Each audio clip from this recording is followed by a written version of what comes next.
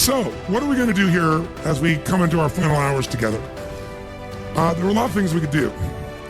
My goal, obviously, is to always have you leave with the strongest amount of your emotion geared in your body, because that's what's going to get you to go follow through. At the same time, I look at this program, and no matter how much we pour into it, no matter how much we put you in overwhelm, as you can only imagine, there's so many things that I know are available and needed for your businesses that aren't here. So trying to figure out, what do we put in here strategically? And so I'd like to roll the dice on something that may not be as emotionally exciting, but probably more valuable. And that is a planning process. And so you might have to, for this last part, really manage your own state a little bit. But I'd like to introduce you to what I call RPM, a rapid planning method. And RPM is an experience that when you master the thinking of RPM, you don't have to use the system itself even. You don't have to use a particular, mechanical system in terms of how you do this on your computer or calculator or on paper or whatever. But if you take on this thinking system, your entire planning process will transform, and so will you emotionally. And most people in life, when they're trying to plan something, when they're trying to put something together, like plan their day, we all learned yesterday that what controls our focus controls our life. Whatever we focus on, we feel, even if it's not true. Do you agree with me on this, yes or no? And everything's trying to get our focus all the time, right? Advertising's trying to get our focus, your phone's ringing, in your pocket it's buzzing, and that buzz is either your phone, or it's an email, or it's a text.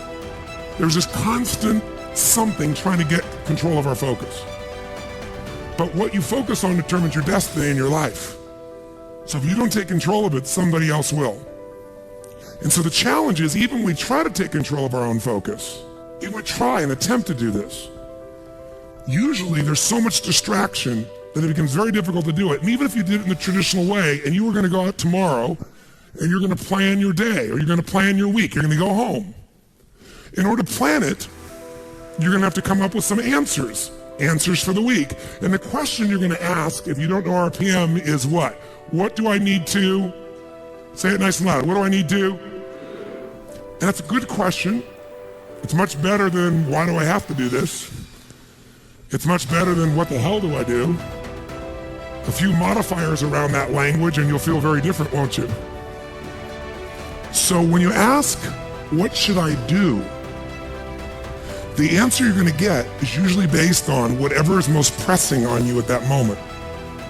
And what tends to press us is either something painful, right? Right now I got to do this. If I don't do this, something's going to happen. Or something that we want, something pleasurable. Is that true? Or it could be our own sense of vision. But that's usually the last thing that we focus on. How many agree with me on this? Say aye. So let's say, for example, someone keeps coming to you and goes, I need this and I need this and I need this. And they do that in the form of your text. They do that in the form of a phone call. They do that in the form of an email. They do that in the form of walking up to you and go, hey, Tony, can I ask you a question? And right in that moment, they're coming to you and they're asking for the most valuable thing you have in life, your focus. Because out of your focus, you're going to put your attention, your energy, your intellect, your emotion, your thoughts, your lifeblood. And the way you invest focus is the way you invest thought, feeling, emotion, and life. And wherever you spend that focus is going to determine what you end up with in this life and what you're able to give in this life. So focus, bless you, is the single most important component you're going to learn to take control of. And most of us are not very good at this. Primarily because the culture has conditioned us to respond to what we need to do. And when you're coming up here, Dr. Ruth, you're in front of me, and she goes, Tony, what I need to do right now is being dictated by the environment, not necessarily by what is most important for me or my mission or my direction or my life. Now in a seminar, it's appropriate most of the time because this is what I'm here to do. But even in seminars, sometimes I have to say, can I get back to you in a moment? Because I have to do this because I'm also running this damn thing. I'm not just on stage, right? So the combination makes me have to look at it. And there's an army of people back here running it, and I got to help them, or they got to help me, and a lot of moving parts. So sometimes I got to stop and not let you take my focus, even though I'd like to give it to you. But if I were to ask, what do I need to do? I'm going to get a certain quality of answer. Let me give you an example of what I mean. True story. President, I won't go any deeper than what I can reveal without being disrespectful in any way, shape, or form. I would never do that. But it's a known fact because it got out in the newspapers. There was a stage when President Clinton called me. And when he called me, he literally called me up and said, and I'd known him for a little while and worked with him prior, but he called me up and said, they're going to impeach me in the morning. What should I do? And I kid about it today. I said to him, well, could you have called me sooner? But what truthfully I said after that was, I can give you my answer to that question, but I don't know if that's really the question you want to answer. Because the answer, what you should do, requires a different question to be asked first, which is what's most important to you? Because if what's most important to you is to stay in office, then obviously you should just keep doing what you're doing, because even though they'll try to impeach you, they won't have enough votes and you'll stay in office. But if your outcome, what do you want? What's your outcome? What's the result you're after? That changes what you do. If your outcome is to regain respect from mothers, fathers, what they can say to their children about the President of the United States, then based on that, you might have to do something different. And I said, it's easy for me to say, because I'm not in your position and I'm not facing an inquiry in the legal side. And he said, yeah.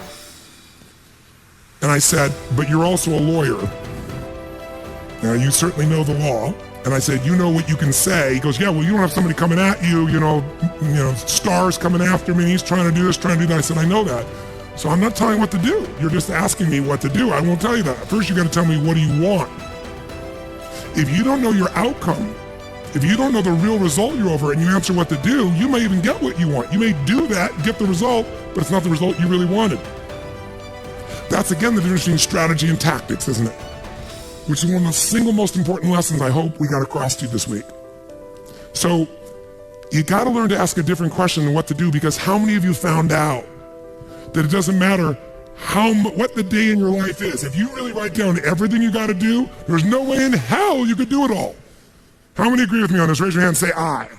So most of you start out in the old days with a little time management book and you used to write down all your to-dos, right? How many used to have one of these? Right? You write down all your to-dos, and then in the early days, you actually put like A, B, C priority maybe in the very beginning. Anybody get that anal to be able to do that? Separate them out so you focus on the priorities, and then maybe even plan when you were going to do them in your day. And that lasted about how long? You still carried that book around with you in those days when it was on paper, remember that? But what it was your address book in those days, because you didn't have an iPhone, right? It was your calendar and your address book and a few crappy things you wrote down, but you never sat down and wrote the whole list out because you knew you weren't going to do it all, and it just felt like hell every day to rewrite it all. Who can relate with what I'm saying as being true? Say aye. So when I only had one company to run, I was just a kid, I went to one of those programs prior to the days of Franklin and Covey and all those guys. It was called the Time Bank. We had this 3-ring binder like this. It was so cool, and it had its tabs and had my calendar in the front so I could schedule things, and have these daily little tabs so I could plan out the day and write my to-do list. And then it had my A through Z's in the back where I could file under people's names and things, all the details I needed. And that was all the phone information, because there wasn't email in those days. And you carried around this little mini suitcase with these big rings, and it worked really cool. It was great. But I learned once I had 2 companies, and then 3, and then 4, then 5, there was no way. My to-do list got bigger and bigger and never got to be done. And I found myself not writing it down, and then I found myself doing it in my head. And I got a pretty good memory, but man, that was painful. I felt the shock of it all over again. Bottom line is, I said there's got to be a better way. And I kept thinking, what controls our life is what we focus on. What we focus on, we feel. What we feel and focus on, we move towards. Wherever focus goes, energy flows. So wherever your focus goes, energy flows. So if I want to control my focus, the most powerful way is by asking what? Better questions. So I need to come up with a better question, because what to do is a painful question. And it's a stupid question very often. When you're starving hungry on the first day, what to do is obvious. Go get some food. But some of you, in spite of the hunger, and those who've never been to a program in my mind, the pissed offness with Tony Robbins that he would go so long, People went back, they go, but this is not right. And so they said, then go get some food. They go, no, but I don't want to miss it. Now, our fault for not communicating in advance, but the point of the matter is most of you decided what to do based on a larger outcome than the urgency of current pain. You decided, no, what's most important is to get this material, even if it's a little painful in the short term. I can eat a little bit. I'm hungry, but I can survive. I'm not in Africa. This is not the last meal that I've had for 6 weeks. There may be some body fat I could be burning in the next 2 hours while I'm learning. Who knows? You know, maybe. Maybe I'm not really dying. Maybe that's just the language I use, and the language I use is producing my emotion. People say they're starving. Really? Look in the mirror. Are you starving? No, I didn't say that to anybody because no one came up and said anything to me about it. That Tony. Oh, Tony, will you take a picture with me? Yes, of course. Right?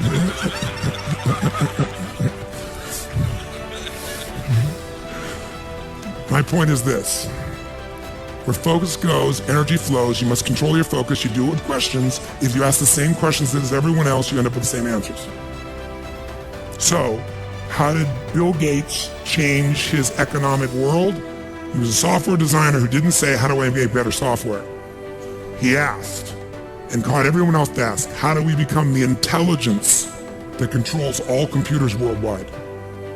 How do we become the intelligence that controls all computers worldwide? Now, when that's your outcome, do you end up with a different to-do list than if your outcome is to build the best software, yes or no? And that's why he's one of the richest men on earth. Change a question, change your life.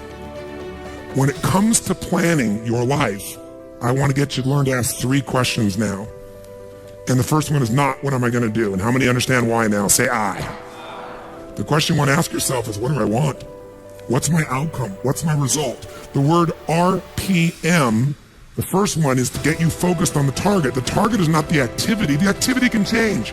It's what's the result I'm after. If you know exactly what it is you really want, what you desire, what you're really after, clarity is power. The more clear you are and specifically what you want, the faster your brain can get you there. But if you're generally saying things like, what do I want? Well, I want more money. Fine, here's $1, get out of here. Did you achieve the outcome? Yeah, when you're that general, you think you're not getting your goal, you are. The way you language your goal, the way you think about it, you're receiving it. I want to feel a bit better. I want to lose some weight. Fine, you lost a pound, you're done. Because your brain's like a servo mechanism in a bomb and a missile. The old days, you shoot a missile and the target was going, and if you missed the trajectory, you missed it. Today, what happens when the missile's not on course? What happens? It locks onto the heat signature, and what does it do? It moves and follows it. That's the way your brain is if it knows the outcome, if it knows the result. So RPM starts with, I gotta know the result. This is a results planning system. The rapid planning method, but you can think of it as a results planning system. I need to know the result I'm after before I ever ask myself what to do. That takes more time, but it's worth it. Now, for time's sake, I'm not gonna do this with you right now, but I'll tell you what I do when I've taught this to people and I've got a full weekend to do this in. Just give you a picture. If I asked you right now to write out your name, your full name. Now, some of you abbreviate your signature, but write out your full name in cursive. Go and do that one time. Write your full name in cursive. I can't even use the word cursive. Is that really the word people still use? It means in handwriting, I guess, but in cursive. Just write it out full name, because you can do this later on. Full name. If you normally abbreviate, don't do that. You have to write out full name. Now, if I had you get with a partner, and you can try this later if you want. I'm just going to tell you because I don't want to take the time because we have such limited time today. And I have your partner say to you with a stopwatch here, okay, ready? And I go, go. And you write it out. And you tell me when you're done. I go, stop. I write down how long that was. So let's say you wrote out your signature and it took 5 seconds. And then I say, ready? Write it out, ready, go. You tell me when you're done, stop. And I write down 5 seconds. I have to do that 10 times. You'll find in the beginning, you'll be, let's say, 6 seconds. I'm making it up. Everybody's signature is different. And you probably might get down to as little as 5 seconds. If you have like an iPhone, you could do it as a digital stopwatch. You could see the milliseconds. Then I say to you, I want you guys to write every other letter in cursive. In other words, you're going to write half as many letters. How long do you think it would take to do it? Half as much time? Most of you will take twice as much time in the beginning, and then eventually, what's interesting is, if I do it 10 times, and the last 2 or 3, and this makes no logical sense, and again, I don't want to take the time to have all of you do this 10 times, 10 times, 10 times, but you can go do it on your own, I'll just tell you the result. In most cases, even though you're doing half as many letters, you cut it by 2/3 of the time. There's something happens when you break an old pattern and you do it fresh. Your brain over the years has learned ways to move more rapidly since when you did your original signature, and you'll do it in 1/3 the amount of time. It'll take twice as much at first, and then it'll cost you 1/3 amount of time. Now let me tell you why I'm telling you this. The system I'm calling the rapid planning method, by the time I show it to you, you're gonna go, this takes more time than just making my to-do list. When will it take more time? When? Initially. But once you get it in your nervous system, it'll take you less time because your brain will be thinking in outcomes and not activities. And when you think in terms of outcomes and not activities, pretty soon some of the activities in your list you don't even need to do to get the outcome. You find a better way to get the outcome quicker. Now, how do you do that? Yes, 3 questions. Question 1, what is my result? What is my outcome? What is it I really, truly want from this? If you're going back next week, and you say this next week, what are the most important outcomes for me to get this week in my business? And you just write those outcomes out, not your action items, the outcomes. If you do that and nothing else, you'll be ahead of the game. And if you just keep looking at those outcomes every day, how am I doing on that outcome? Your brain will come up with ways to get to that outcome. I promise you. Focus on outcomes, not on activities. Action for most people, activities, most people may mistake movement for achievement. They mistake action items and to-dos for achievement. We're after the achievement. Are you with me on this? Yes or no? It's a different way of thinking, and I think all of you inherently have it, but if you make this ritualized, just like the things you've learned this week, they're all great, but if you don't systematize them, they'll work when you do them. But if you systematize them, right? And you see like Mr. Hallman here, where he goes in and just does it and makes sure it's being done again, or what you've seen Chet do, or what I do. You just do it over and over again, you don't miss it. Now the results are geometric. So I want to get you to systematize the thinking, whether you do it visually the way I'm going to show you or not. So, first question, what's the result I'm after? What's the ultimate result? What do I want out of this week, out of this thing, out of my business, out of my life, for my body? And you want to be as what as possible when you describe that outcome, that result, is what? As clear and specific as possible. Generalities will confuse you. So it might take you longer than just writing down call so-and-so to think, if I'm calling my son, I'm going to call Jarek, or I'm going to call my brother.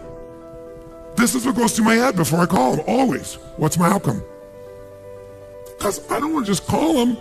I want Jarek to feel loved by his dad, or I'm thinking about what's my outcome. I've got to talk to him about this thing that's out there. I've got to make sure I get through to him on this because I want to guide him and move him in this direction. That's what I want to be as his father. I don't want to just chit-chat. I can do that too. If you think before every phone call, before every time you're planning your day, and you think before you have any meeting, what do you think the first thing I ask of anyone when we sit down in a meeting is? Okay, what are your outcomes? What are the outcomes of this meeting? First thing I want to know, because if I know the outcomes, guess what? A lot of meetings, they're done pretty quick. Because if I know the outcome, you don't have to go through all the activities to sell me on it. Just, that's your outcome? How do you want to do it? Sounds good to me. Rock. That's how you make a meeting productive. I know a meeting's productive not by the hours or time. Sometimes it takes longer to the outcome than you want, but I'm going to get the outcome. That's, by the way, what you see with me on stage. That's why my times vary. It's based on an outcome. I'm going to get that outcome. I don't give a damn whether it's the right time or not. I want to do it that time, but I must deliver the outcome. How many get that? And by the way, how many like to have your company focused on outcomes, results, and not activities? Say I. People say all the time, well, did you get that done? Well, I left them an email. I left them a voicemail. I've sent them 3 emails. How many times you heard that? When that happens with me, I'm like, but I don't show it. I just like, really? Wow, that's fascinating. We'll explain about our culture. It's about getting the result. So I can help you if you can't figure another way to do it, but there may be 12 other things we might want to do. Maybe they don't have the answer. Maybe somebody else can give us the answer. The outcome was to get this information, not to leave an email or 12 or 3 voicemails. That will not do any of us any good. How many follow? Now, whether you get the outcome or not, whether you get that result, will be based first, do you have clarity? And the second thing is, whether you got enough emotional juice to keep going after it when things don't work out. So the second part of RPM is the purpose. RPM, by the way, how many knows what it means when you increase the RPMs in a car? Anybody here? What does that do? It builds up what? Power, speed. Higher RPMs, you can explode through something, right? You can make something happen. So think of this metaphorically also, this rapid planning method, this result planning method. So it's rapid planning, it's a result planning. You want a results-focused, purpose-driven, massive action culture. That's what RPM stands for. It's how you build up power and you break through. But whether or not you get that result will be, are you clear and specific? But also, do you have enough juice when it doesn't work out? How many of you are going after an outcome in your day or in your week, and for whatever reason, you're not able to get it? The person doesn't respond, they're not there, the thing's not there, something interferes, somebody interrupts you. Who's had their plans interrupted? Raise your hand, say I. So whether you keep doing it or not is, do you have enough emotional juice? See, guys, you all know out of this week, you got more than enough to take your business to a whole nother level. You got more ways. You can go home and be artists now. And some of it, went by so fast, but many of you have the program, you'll watch enough times, you'll be there. Somebody's gonna invite us in, we're gonna be there and make sure you do it. So it's gonna happen.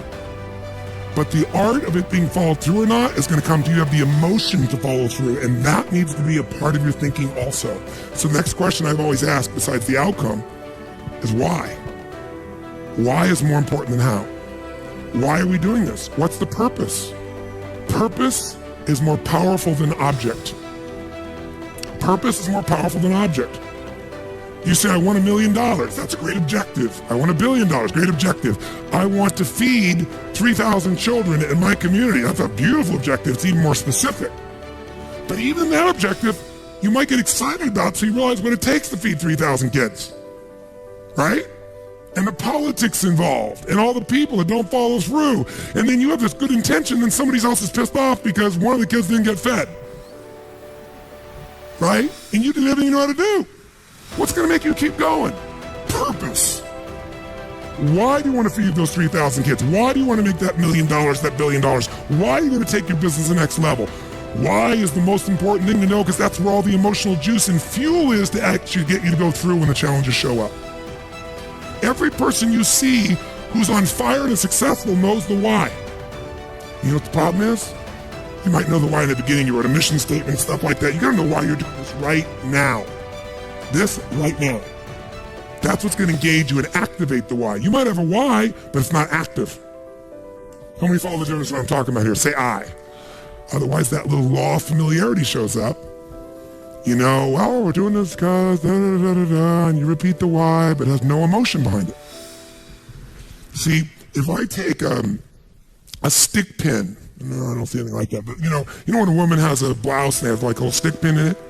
Let's think that stick pin is a word. And I take that stick pin and I throw it at you. Are you gonna feel it? Barely. But if I take that little stick pin called a word and I wire it to the back out of a giant iron bar called emotion, now I can take that stick pin and put that thing right through your heart. That's the power of why. RPM. R is the result, the outcome. What you're after, P is the purpose. It's the why. 80% of success is why. 20% is how. Get a big enough why, people will figure out how to do it. How many agree with me on this? Say I. So you better know your why. So, talking to the president, tell me something. What's your outcome? And then why? And then once we know the why, we know what you're after and why, then the question is, how do we do it? We know what we're after, why, how do we do it? By the way, are there lots of hows to get to an outcome, yes or no? Are there many paths to get a result, yes or no? Some are more efficient than others. And you're not going to know. So you know what you do? You brainstorm out all the hows you can think of. All the things you could possibly need to do to get that result. And then you narrow it down to the 20% that makes 80% of the difference. And you'll find out you don't have to do that whole to-do list. In fact, wouldn't it be nice to write your whole to-do list and not do it and still get the outcome? How many prefer that? Say I. That's RPM. I love it when I don't do my to-dos and I got the outcome. That's the coolest thing in the world. You might have done one or two of them, but it's then learning selectively which ones are going to create it. But the only way to do that is to brainstorm out the M, the massive action plan. If I know the result I'm after, I know what it is I want, what's the outcome, what's the result, what do I want specifically, clearly, and I know the why, and the why has got to move who? Who does the why have to matter to? Well, if it's a why you're trying to get everybody to deal with, they got to have a why involved in it. But people do things for different reasons. People donate money for different reasons. Some of you donated money the other day here because you were moved by the experience. Some of you did it for connection. Some of you did it to contribute. Some of you felt guilty if you didn't do it because somebody else did beside you. Or you have a lot of money and you feel guilty about it because you didn't earn it. I'm not saying anybody in this room, but that's how some people are. They inherited it, so they feel guilty. Some people do things to get their name up on the wall. Some people today do it anonymously and then tell everyone. Isn't it true? Yeah, just confidentially, that was me. And everybody tells everybody that it's anonymous. They're doing it for significance. Some do it for connection. Some do it for contribution. I don't care why a person does it, but we do it. But if you're going to work with a group of people, you better make sure the why touches on all their needs. Does that make sense? Whereas you, whose why does it have to be? Whose why does it have to touch? Whose purpose does it have to be? Your own for you to be moved. So if you know the result and you know the purpose, now you need the M, which is the massive action plan. We also call the massive action plan the map. It's your massive action plan, your map. How are you going to get there? What are you going to do? And by the way, when you're crystal clear on what you want and you know why you want it, you can make a big map. You can brainstorm a million ways to do it. Not all your houses are going to work. That's why you make a whole map. And then go back and gradually asterisk the ones that are the most important and go hit those. You might get the whole outcome in the first two action items and get rid of your whole rest of your list. This is RPM. This is how I operate. Now, if you never did this on paper and you just did this thinking process in your head, you'll get invaluable resources. If you learn to put this on paper, it'll be more powerful because then your brain isn't racing and you can see it. If you make it into a system that you personally use, your productivity will explode. If you teach your whole company to do this, your company will go to levels you can't even imagine because everyone will maximize their productivity. And it is different than any other system in its essence because it causes a different focus with a different level of emotion, greater creativity as a result of that, and then it shows you how to leverage it all. Does this make sense? So, those three pieces, results planning, asking what question? What's the first question you're going to always ask? What do I really want? What's my outcome? What's the actual result I want? From this day, from this week, from this conversation, from this meeting. Doesn't matter what it is. If that's all you ever do, you're already practicing RPM at a fundamental level. But if you want to juice it up, you ask the second question. What's the second question? Quick. Why do I want it? Why? What's juicy about this? What excites me about this? What do I really want about this? If I'm going to call this person, why am I calling them? And you know what? When you get a stronger why, the action items change because you're in a different what? Who knows? A different what? Make that same call without any clear outcome and any clear purpose, or the outcome is get back to him. That's my goal, get back to him. What's going to be the quality of the writing or the phone call or the vocal quality when you're getting back to somebody? Versus if you know, my outcome is to make sure they feel like I am so in their corner that I'm here to make sure their needs are completely met, more than they've ever met by any person they've ever spoken to on the phone before, and that I'm here for them and they can count on me. Why? Because that's who the hell I am. Because when people deal with me, they have found someone like no other human being they've ever dealt with, and I am a source they can count on. That's why I don't have to go chase 8 million new clients. That's why they stay my client for 17 years and pay me $1 million a year to talk to them on the phone once every 10 days for 10 minutes and see them 3 times a year for an hour. And I get a piece of the upside, so sometimes I get a couple $1 million for that. Why would somebody pay you that kind of money? Because when my guy calls me, he gets delivery he can't get anywhere else on the face of the earth. So I pride myself in that. And by the way, that feels juicy to me. It meets my need for contribution, my need for growth, my need for significance. I'm the best at what I do. My need for certainty, I deliver. And it's variety. Who the hell knows what's going to happen when I pick up this phone? It's different every time. Because the market's changed, something's going on. How many follow? Say I. It's a very different thing than how I'm getting back to my client, right? And the way you're going to come across is different. And everybody will go, wow. And in life anyway, by the way, the people who are the very best on earth that get paid everything like 100 times more than everybody else, they're just a little bit better than everybody else. It's like, a bear's chasing you. I don't have to be that fast, just that much faster than you. Right? In life, you just have to be a little bit better than everybody else and you get all the rewards. And that little bit better, to me, is RPM. Okay? Now, RPM is also a visual chunking system. Visual way to chunk. Remember the other day when I showed you this little concept of this chunking system?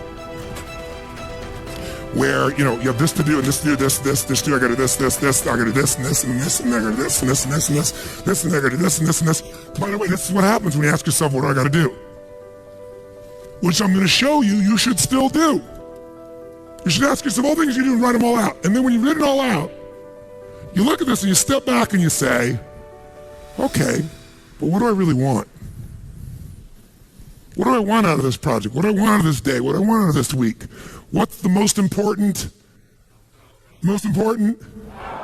outcome I could get out of this day, this week, this project, this element? What result do I want? And you go, well, I see this and this relate to that, but you know what I want this. Oh, if I want this, then this and this and this and this and this and this and this and this all fit into that targeted outcome. How many follow? And I might go, you know what else? I also should do this and this to get that outcome. They're not even on the list. But these might get me there faster than all three of these. Oh, by the way, this and this and this and this and this and this and this, all right. Oh, and guess what? This and this and this and this and this, all right. And guess what? There's my day. 1, 2, 3. 3 outcomes, 4 outcomes, 5 outcomes. It's a different world. You will get yourself completely out of reaction. You start to take control. My question to you is this. How important do you think it would be for you to master a skill set like this, for you to have the quality of life you want, quality of business you want? What would 0 to 10, what would be the level of importance you'd give this, my friends? How big? 10. Where would you put it for you? 10. Raise your hand if it's a 10 for you. Let me see your hands. Good. I'm not going to teach you today. But I'm going to teach you enough that you can take yourself to the next level. If you want to go deeper, you will. But I didn't want you to leave without the fundamentals of it, because just the fundamentals will help you to take what we've got here and take it home and go to work at it at a much more effective level. So, if someone gave you a test and they asked you, what would be the fastest way for you to change your productivity? It would be stop focusing on what to and focus on your, you do nothing else but that. What does RPM stand for? The Rapid Planning Method, also known as the Results Planning Method. It also stands for the 3 questions you're going to start to ask. What's the first question? It is not, what am I going to? The first question is, what is my? And then as you get more clear than that, outcome starts broad. To make it more specific, you say, what's the specific what? Result that I'm after. What do I really want? What's my outcome? What's the result? So usually I start out with outcome because it's broad, and the result makes you make it even more specific. Okay? Start broad, get more specific. And by the way, writing that down, you might write your outcome and scribble out and rewrite it a few times so you got something that really grabbed you. That takes more time than just writing a to-do down. But it's time well wasted, if you want to think of it as wasting. And pretty quickly, by the way, you know what you're going to find out? There aren't that many outcomes you're after in life. Lots of activities, not that outcomes, and pretty soon it'll be a shortcut. Just like rewriting your handwriting, you won't just cut the time in half, it'll cut it by 2/3 because you'll know right where to go. That's what starts to happen. You start developing what I call pathways of power. Well, you know, this is what I do, this is how I do it, this is how I get to that result. And most people have no clue how they get there. The second P stands for, the second question I ask myself is what? What's my purpose? Why am I doing this? And there are different emotions for each of us that drive us most. Some words will completely change your state. When you have that right word, for me it's impact, for example, or love, or contribution, or making a difference, or have fun. A couple things like that change the game for me overnight versus I have to. How many hate having to do things? Say I. You don't ever have to do anything if you get clear about your real purpose. And then the M stands for my massive action plan, also known as my map, which is what you would call a to-do list. But it's the to-do list to get this outcome through the state of this purpose. Make sense? RPM. If you do nothing else but learn to ask those questions, use them as an organizational tool, and you leave today with that alone, your life will change. Because you're going to change the sorting device of your own focus. That's the power of it. Now, you might wake up in the morning, if all you do is you don't do RPM, all you do is on. Here's on. Outcomes and necessities. You know your outcome and what's necessary to get it done? That's a shortcut. It's not as emotionally rich, though, by the way, when you leave out the purpose. You get the idea? It takes longer to think through and write out the purpose, but there's a different state you're in, as you just said, ma'am, when you're connected to the why. In fact, it'll change your to-do list. It'll change your map. It'll change what's necessary. That's why it takes a little more time to do initially, but after a while it won't. It'll just be in you. What's my outcome? What's my outcome? Okay, let's get crystal clear on the outcome. Okay, now that I got that, now, why? And you'll get good at the why. A couple key words. You'll start to know the words that always fire you up. And we're going to look at that in a moment, by the way. Because words change emotion. And change the emotion, you change what people actually do. Not what they write down they're going to do, what they actually do. You change the quality of how they do it. Because it changes their state. Make sense? So if you're going to master RPM, and you're not going to do that today, but if you want to, let me just kind of give you the overview. There's 7 principles of power. Just capture them if you want. First one, we're going to come back to right now, but I'll start with it at the top. Believe it or not, above anything else is the power of language. Why is language so important in managing your life, your emotions, your results? Because we don't experience life. We experience the way we repackage life the minute we label it. See, if you have an experience and in your body, your nervous system is feeling this sense of discomfort, then think of it this way. There's these uncomfortable feelings coming through you. Think of it like a funnel. And all this noise, environmental stimulus is coming through you. And then you have certain words you use very often, 2 or 3 that you use. Kind of like you're taking all this juice in and you're going to have these cookie cutters. And the words you use most often are pissed off, frustrated, and annoyed. You're going to get a very different experience than if the person has the habit of being enraged, right, crazy, want to kill someone. Or someone else who goes, you know, that peeves me. They take that same stuff and goes, peeves me. Someone else goes, I want to kill someone. It has nothing to do with the actual experience. It's the words. I'll give you an example. Anybody here know who Ken Blanchard is? Wrote the 1 Minute Manager. So Ken's a dear friend of mine. I've known Ken for, 30 years. And if you haven't ever heard Ken speak, he's the real thing. He's such a sweet soul. And he takes complex things and makes them really simple. Ken is one of those universally happy guys. And one of the reasons he's happy is his language patterns. See, we all have habitual language patterns. We filter the word and we put the label of what it is on it. And the minute you label an experience, the experience becomes that in your body. So some people will say, well, if I said to you, you're mistaken about that, John. How do you feel if somebody says you're mistaken? What if I say, John, you're wrong? Who feels a little different now? What if I say, John, you're lying? Who here will get into real intense experience if somebody says you're lying, right? Because your integrity's there. Now, all you have to change one word and we can change your biochemistry, right? Well, we use words all the time with our experience just because it's the habit of what we use most often. My mother's passed away, bless her soul, but when she was alive, I told this story. She used to always be humiliated by everything. She'd call my house back the days before email, and I was, traveling like crazy, and there was a answering machine, the old style answering machine, and she'd leave a message. I'm humiliated that I have to leave a message for my son. What is he, President of the United States or something? And in the beginning I get hooked, but then I noticed my mom was humiliated by everything. She's humiliated by the drugstore clerk. Because anytime she was uncomfortable, she called it humiliated. The one day I explained to her what humiliated was, and we had this interesting conversation. And I got to see there were many other choices besides humiliated. You could be pissed off, frustrated, ignored, loved. But we get in the habits of attaching things. So Ken Blanchard, the reason I bring him up, Ken and I are good friends, and we were talking one time about how words affect people. And he goes, Tony, he said, I have this attitude of life.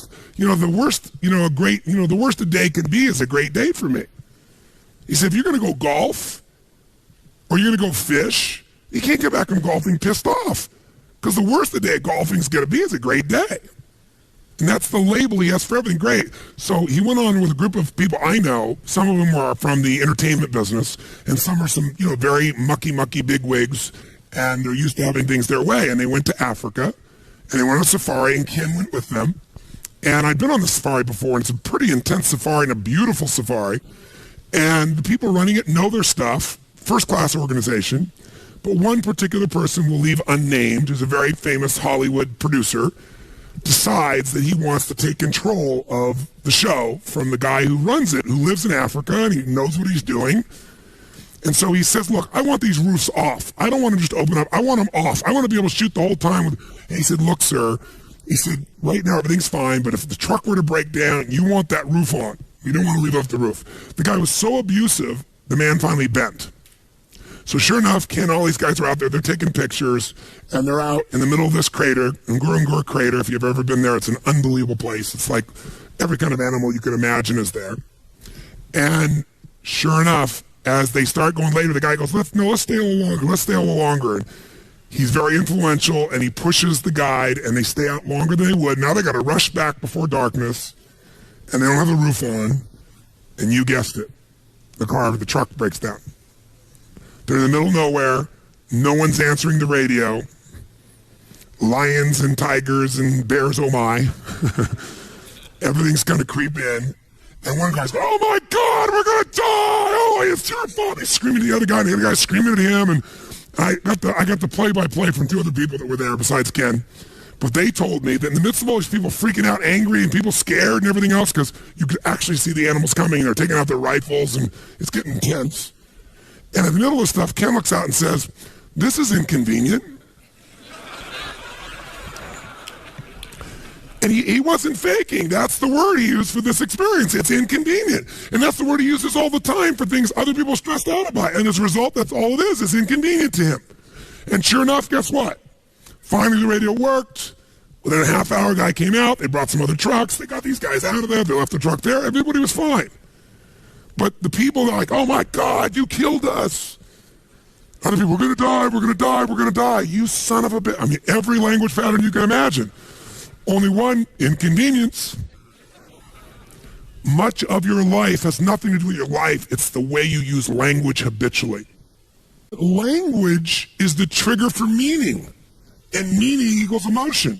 So when I think of RPM, it's about language, because it's about the questions you ask, because those questions control what you focus on, but it's also the words you use to describe your outcome, the words you describe to describe the why.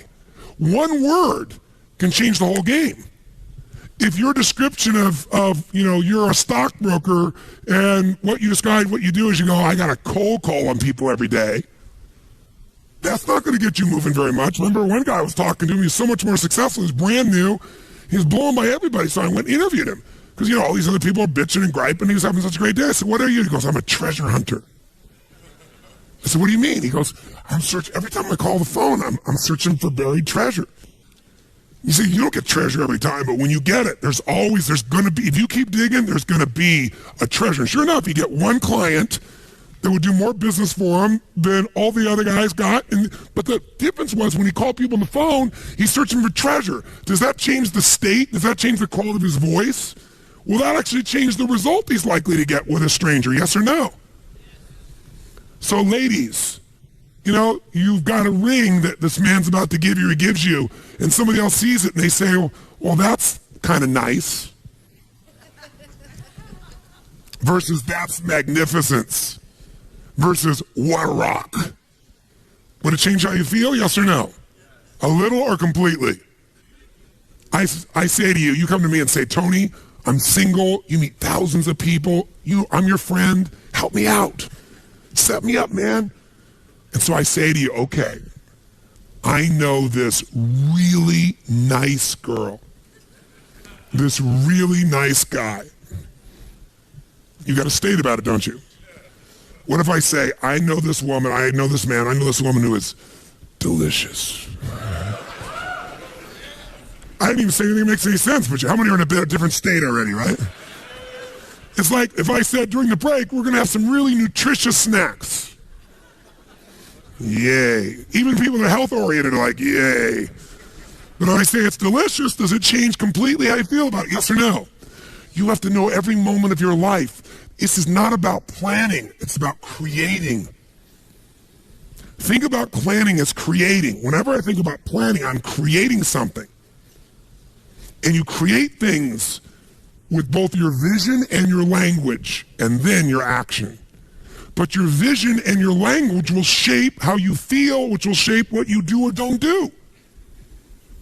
So this is the part that takes more time in the beginning, takes longer, but it's so much faster because once you know the patterns of what move you, you just use that and boom, it's like knowing the light switch to turn yourself on and rock and roll.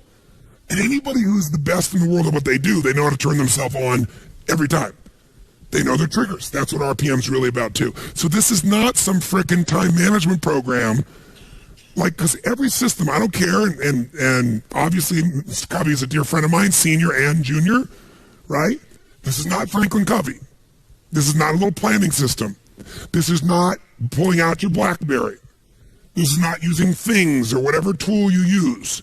This is a system of thinking and feeling and producing massive results that you want to take to whatever system you go to, and ideally maybe have a system that is set up this way. But even if you don't, you can do it with just the thinking process. So I want you to start with this first principle of power, this principle of language, which you might think of as the principle of passion. That's really what it is. The power of language is it produces passion. And by the way, passion is the genesis of genius. It's a great quote by a brilliant man, Tony Robbins. No, I thought that sometime. I thought this is really true. I wrote it down. It's like passion is the genesis. You see some genius in anybody, it's because they're passionate. That's where genius flows. And passion is because it's about something more than yourself. It's about something larger. Now, let's do this for a moment. Let's have you write now, anywhere you want in your notes. I'm going to give you 1 minute, and I want you to write as fast as you can words that would increase your emotional intensity. Like for me, I'll give you some of mine. Mine are passion, mine are love, mine are make a difference, mine is transform, have an impact, right? Have fun. There's certain key words. There are roles in my life. You know, father of the clan, you know, mentor, leader, friend. Certain mentor, there's certain language patterns. When I think about myself as that person, I do things differently from that place, right? So I want you to write down any words at all for 60 seconds. Just write down real fast, what are some words or phrases that would excite you or juice up your life if they were being used regularly, that'll move you emotionally. Choose words that you're associated to, either in a context like your health or your business or just overall words. Just write words that would move you. If you write a word and doesn't move you so much, cross it out and write a different word that moves you more.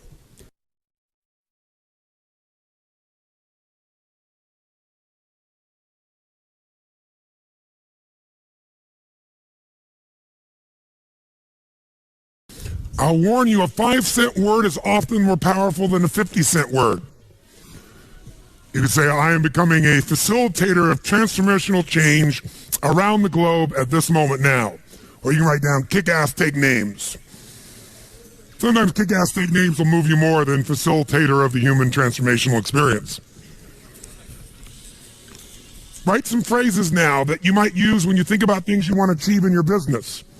What do you want to do? And write them in words that are passionate, not just increase sales.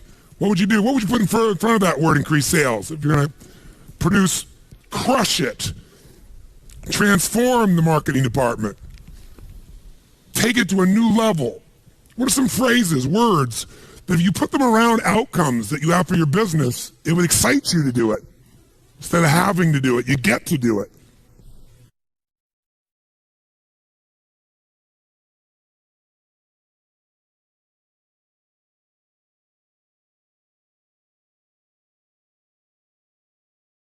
Can you think of an activity that you normally do not like to do? You'd rather have somebody else do it if you could. Think of an activity like that right now, that you either put off or you try to get other people to do, or you finally do get other people to do. How many can think of an activity like that? Part of your business, part of your life.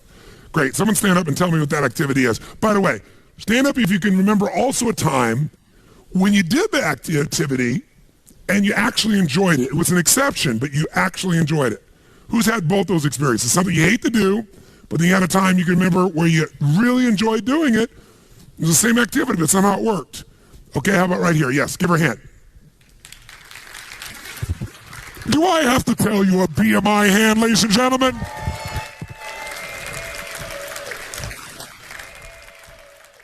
Tell us, what was the activity you normally like to do, you like to push off on others? Paperwork. Paperwork. Yeah. Now, the word paperwork alone, does that, when you guys hear that word, how many of you don't want to do it either? Raise your hand. So just the way she's languaging, by the way, she's not telling you the outcome, she's telling you the activity. Think of it this way. If someone told you the process of having a child and all the processes you have to do to raise that child, and you were focused on what you had to do to raise the child versus the outcome, would you ever, or the purpose, would you ever do it, yes or no? If someone would have told you in advance all you would have to do in your business to make your business successful, and you were focused on all you had to do, the to-dos, versus the outcome of owning and growing your own business, would you ever have gotten into it, yes or no?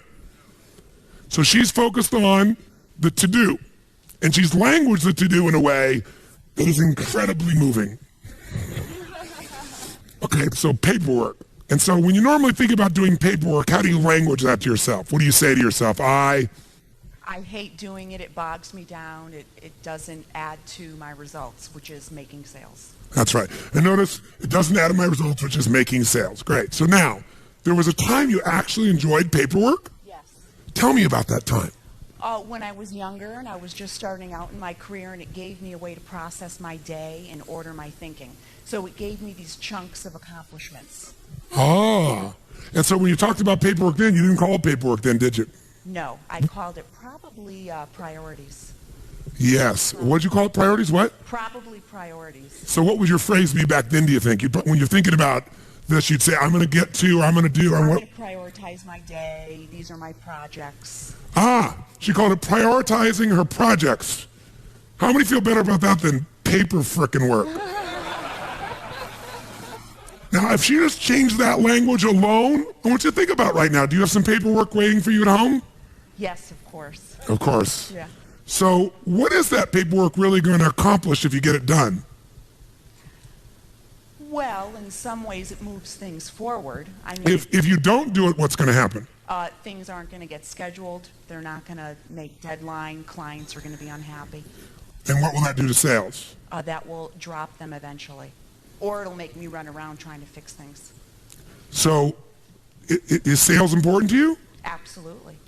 And are making people happy, your clients happy, important to you? Well, yeah, I mean, the sales are important because basically what I'm doing is helping people with their business. So that's... Yes, and how many people fail because they don't do their paperwork, do you think? Well, I mean, if you put it that way, that's not why they fail. I didn't put it that way. I just asked the question. Different question, yeah. How many saw that? Did I say people fail because they don't do their paperwork? No. If I said that, her brain would have said no. I just asked her an honest question. How many small businesses do you think fail because they don't handle their paperwork, i.e., they don't handle the individual transactions and the details of their priorities effectively? How many businesses do you think fail for that reason? How many do you think? I think definitely all of them can fail if they don't do that. And you teach these people what to do so they can succeed? Right. No.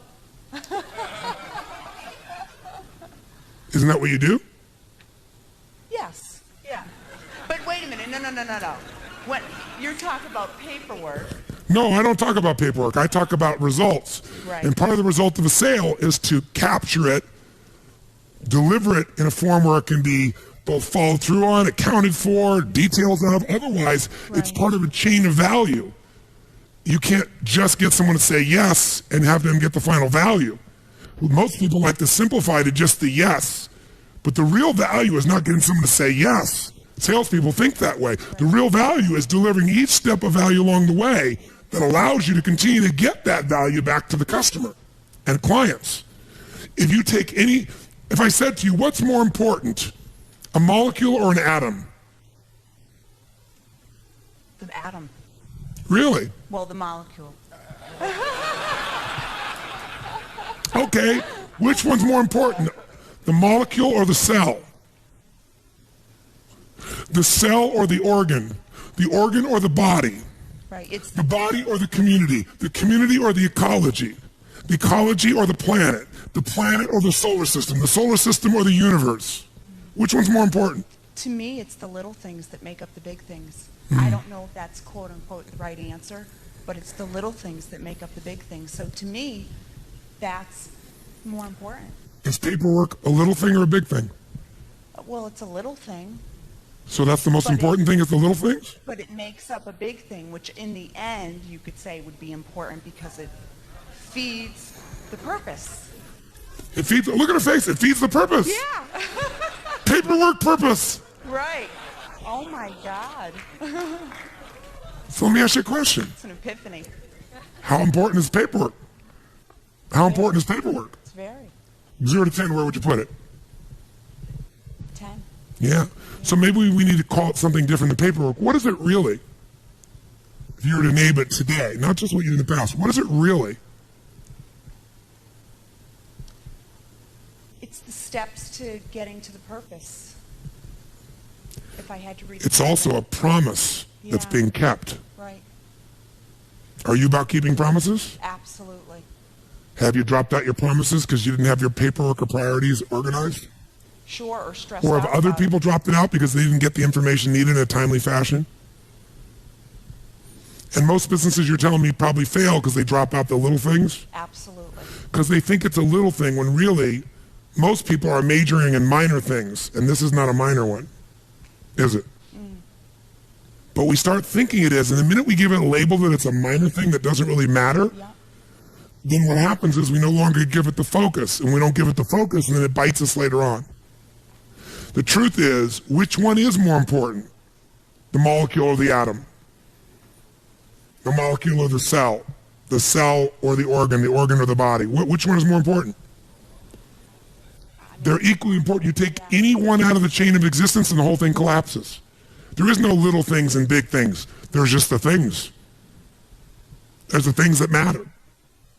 Is this one of those? Yes. If you were going to coach your son or daughter or a child or a dear friend in a business, what would you tell them about paperwork?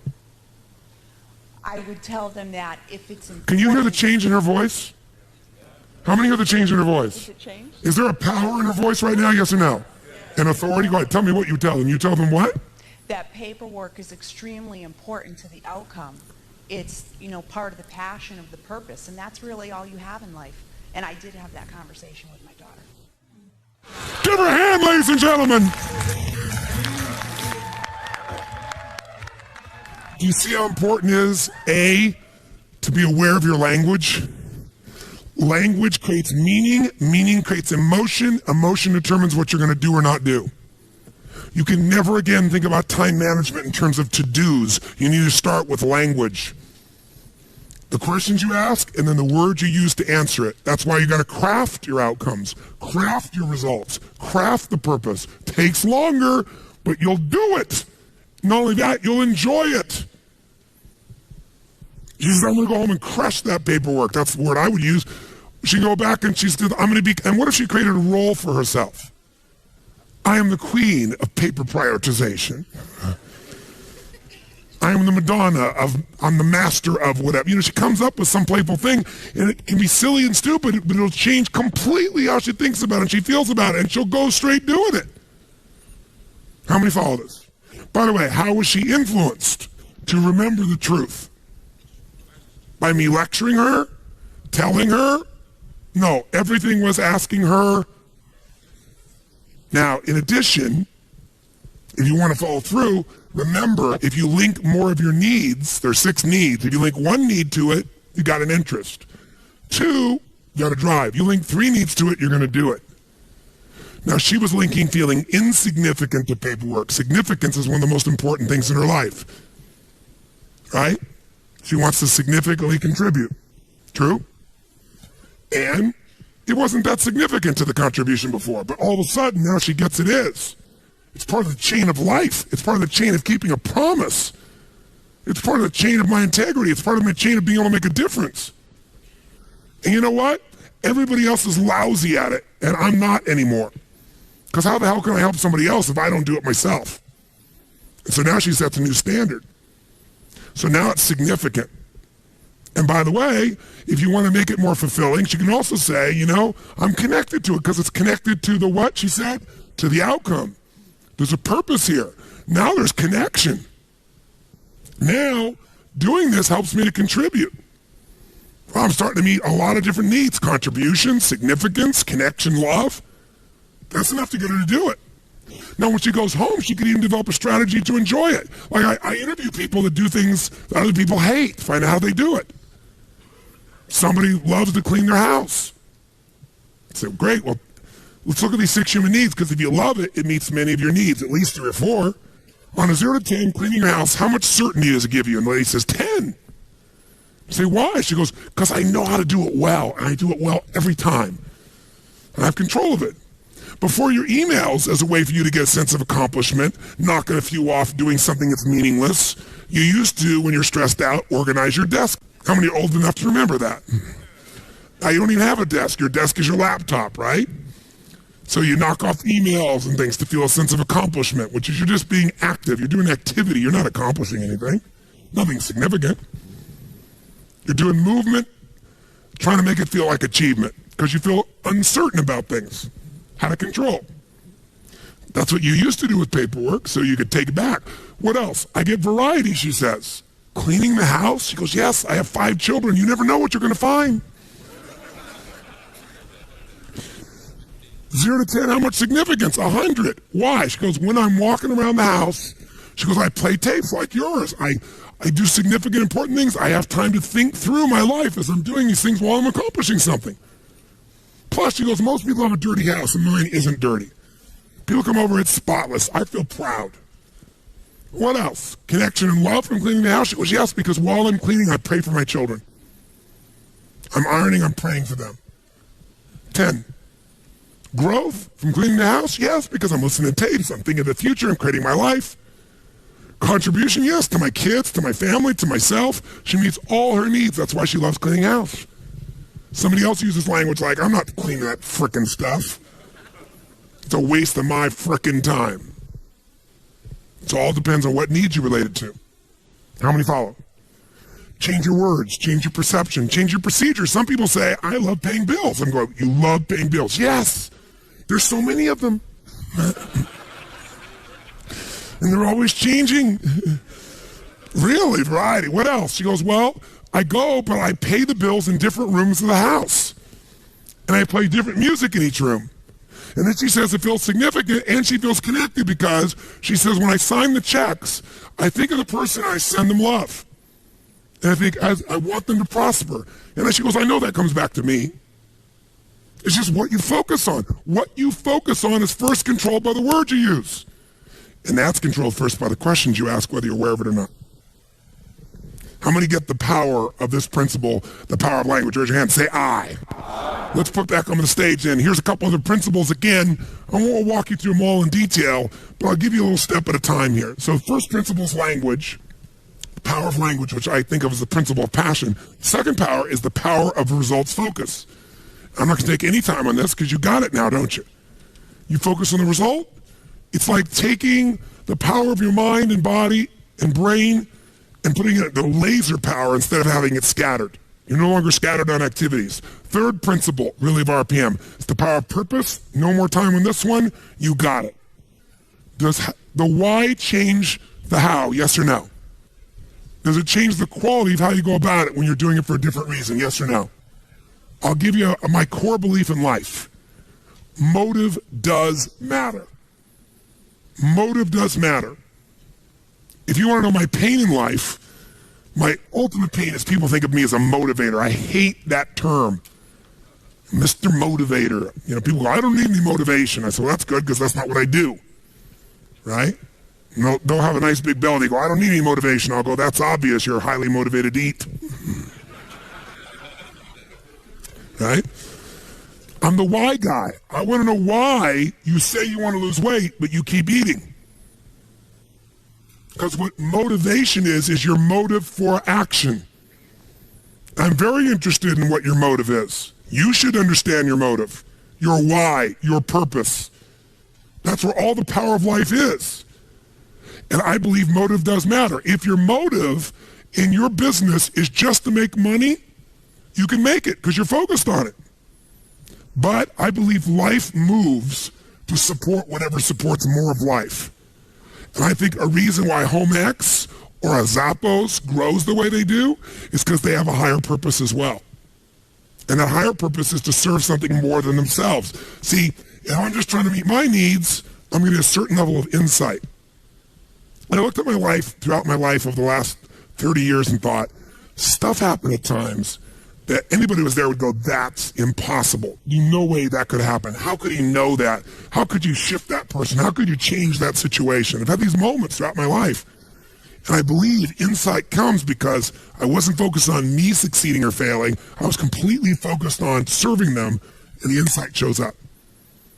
You try and take care of your family, you're going to get a different level of insight than just yourself. Trying to take care of your company, even bigger insight. Trying to take care of your community, trying to take care of the world, humanity, without being ego, not saying it. If that's really your intention affects the quality of what you're exposed to, of the insight, of what comes through you. Motive does matter. And we can always shift our motive. And there's nothing wrong with wanting to meet your needs and others. The game changes. And by the way, if you do this in your planning, i.e. creating, the game changes. Okay? You make it a ritual. RPM is a ritual of questions. You got to get it in your body as a sequence. When you get it in your body as a sequence and you lock it in and you condition it, it'll just happen. It'll happen like, what do I need to do, used to happen inside of you. Next principle, number 4, it's the power of mapping. That means that once I know the result I'm after, once I know why I'm doing it, I got the right language, I need to come up with a map. You know what's interesting about a map? It doesn't always work. How many of you ever used before, in the old days, before they had Google Maps, there was a company called MapQuest? Whoever made the fatal mistake of using this crappy product? And what happened if you use MapQuest? What usually happened? You ended up getting a place worse than if you would have guessed. Because their map had nothing to do with the reality of the territory. Well, the more you do something, the more you're able to come up. The first time you do a map, you might be a little off. But if you do a map again and again and again, pretty soon you start learning the pathways to get to a result quicker, don't you? When you start making these maps, these action items, you're going to start to find certain ones get you further than others. And pretty soon, what took a long time, you're going to know the shortcuts. Oh, I know how to get from here to there quicker. I know the map. That's what used to be your to-do list. Now it's going to be a map to an outcome that's being fueled by your purpose. Okay? And then very quickly, as a principle, number 5, the power of chunking. So you've been in this seminar this week, and you got all this information. And I've attempted to get you to at least capture it in one place in the form of principles and actions. That alone chunks it a bit. That means you could turn that part of your book, kind of review the principles, right? You know, you can read the whole book, look at the principles, and you can look at your action and say, okay, what does this relate to? You could just make it a to-do list of all these things you're going to do and figure out when you're going to do them. Or you could take all those to-dos. You could say, okay, these all relate to marketing. These are all the actions related to the outcome of making sales better. These are all the outcomes made towards culture and improving my culture. And you could take this random list of to-dos and maybe fit them in 6 drawers, 6 categories. See, years ago, I started do chunking. I started to realize I could get out of stress very quickly if I just learned to chunk things. I'd not only get out of stress, but now when I thought of my day and I got interrupted, instead of going, oh my God, I got 57 individual things to do, there's only 3 things I'm after today. I get refocused on my outcome. How many follow this? Say I. You can do this with your project. You can do this with your week. You can do this with your company. So after a while, I came up with this idea. What if you could imagine your own home, the home you live in right now. What if we could take everything out of your house and you weren't there? And we dumped it all into just boxes. And the boxes got all collapsed into each other. and you were going to move and you weren't around, and then people just took all your stuff and just dumped it in the living room of your new house. Everything mixed in there. Underwear, toilet paper, soap, tissue, notebooks, computers, books, cosmetics, all mumbled and jumbled together in the middle of the floor. Would that be somewhat stressful for you? Yes or no? But what if, in advance, you took everything in your life and knew it would fit into one of, let's say, 2 chests of drawers, 6 drawers in each, 12 drawers. Maybe they may be giant drawers, categories. Like everything fit into, home appliances or cooking or intimate wear or whatever. If you had those 12 and everything could fit in one of those, you could take anybody in that room, once they knew those categories, how quickly could we transform that living room? How fast? Yeah, oh, this goes here, this goes there, boom, boom, boom, boom. And by the way, when it's done, how quickly could you then get what you want? You know exactly where to go, put all your focus in there, you open the drawer, you find what you want. Wouldn't you like to be able to do that with all your outcomes? All your action items? I'm going to show you how. And this process is a simple way of managing your life. And I'll give you the big picture first for a moment. I'll scribble it up here as a chunking device. Think of your life this way, as a gross generalization. And by the way, chunking is an art, not a science. What does that mean? Is there a right way to do chunking, yes or no? No, there's no right way to do it because it's art. What somebody else thinks is beautiful, you might think is ugly. Chunking is to meet whose needs? Your own. Now, if you're trying to chunk to help other people, then you're going to have something that's got a little more science than art to it. But think of it this way. If we were going to try to manage your life, what if we had a life management system, not a time management system? Because the only reason for time is it's a resource so you can get the life you want. Is that fair to say? And let's take 2 aspects of your life. But one area is, let's say, your personal life. That's an area of your life, your personal life, that you want to manage. And another area of your life is your professional life. Whatever you do professionally, running the company, marketing director, sales director, maybe you run many companies, you're an entrepreneur. What if we could take everything related that's most important in your life personally, and we could focus on the things that needed to happen regularly? So for example, if you don't focus on making your health better, does it get better or worse as the years go by? Which one? You can't afford not to give it consistent focus. And by the way, do you have to keep improving it, yes or no? If you try to keep it static, is health a static thing, yes or no? No. What about relationships? If you don't focus on relationships, do they tend to get better or worse? So there's some areas of your life within your personal life. If this was an area of life you're managing, is your personal and professional life. Your whole life could be managed in these 2 categories. If underneath these, we could say everything that matters fits within 6, 8, 10, 12 drawers. They might be things, and I would call these categories of constant and never-ending improvement. For short, we call them categories of improvement. These are areas that you've got to constantly focus on once a week, once a month, some of them once a day. They're areas that never go away. Does that make sense? And so in your personal life, what would be some areas you got to constantly focus on? You might say, well, there's my health. There might be a drawer called family. There might be another one on finances. Does that make sense? And within those areas, you could have specific goals for this year, for this month, for this week. You might have certain musts that had to go in there. But you could put everything in there and you could look at it once a week or once a month to make sure you're on target. Am I making sense? Yes or no? Will this help you to chunk your life a little bit? Yes or no? Because if your whole personal life could fit into 5, 6, 7, 8, 10, 12 max of these, you could chunk it and you could keep track that I'm still making progress. Because most people make progress on what they focus on. So they focus on their business and their body deteriorates. Who can relate to this one? Raise your hand. Or they focus on their body and their relationships deteriorate. You're so damn into yourself you're not even here. Or they focus on their kids and their intimate relationship breaks down. But if you had a way to keep on target, you could still put more focus on some things than others, but you kept it balanced, your life would work better. What are some areas, categories within your business that you have to constantly focus on and improve? Someone tell me. What are some categories that never go away? Tell me. Marketing. That would be a drawer. What's another one? Sales. What's another one? Accounting, finances, cost controls. What's another one? Culture, empowered employees.